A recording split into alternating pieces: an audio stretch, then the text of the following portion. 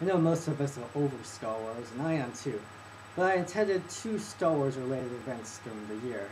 The first was the 30th anniversary of the Empire Strikes Back screening at the ArcLight, and another one was a John Williams concert, which wasn't only Star Wars, but a bunch of other movies that John Williams scored.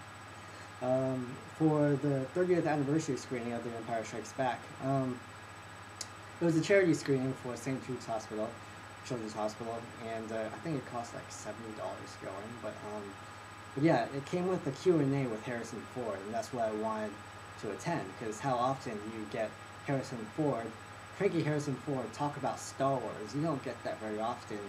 So I thought it was a once-in-a-lifetime opportunity just to see what a cranky Harrison Ford would say about Star Wars during Q&A. So I sat through the Empire Strikes Back screening. I mean, I sort of fell asleep because I've seen it numerous times, and it's the latest edition of The Empire Strikes Back, with the latest changes made by George Lucas, with the Emperor played by Ian McDiarmid. There were actually two screening rooms because it got sold out, so they had to add another screening room for the events. But one was more expensive than the other. The more expensive one actually had Harrison Ford live in person, whereas the screening room I was in was just, a projected screen of Harrison Ford in the other room doing his Q&A. That was okay, that was okay.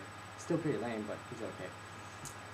The Q&A was totally lame because the moderator asked questions that we all knew the answers to already. I thought it would have been better if someone like, Seth Green moderated this Q&A, and he would have asked more interesting questions and would have made it more entertaining, but this moderator, he just asked questions we knew the answers to, about the story about how he came up with the line "I know" instead of "I love you" when Leia says "I love you." And just imagine an old, cranky, curmudgeon Harrison Ford, maybe a bit, I don't think he was senile, he remembered stuff, but just imagine Harrison Ford repeating the same stories that he's probably told over 30 years ago, but this time it's been 30 years, so he's trying to remember the story.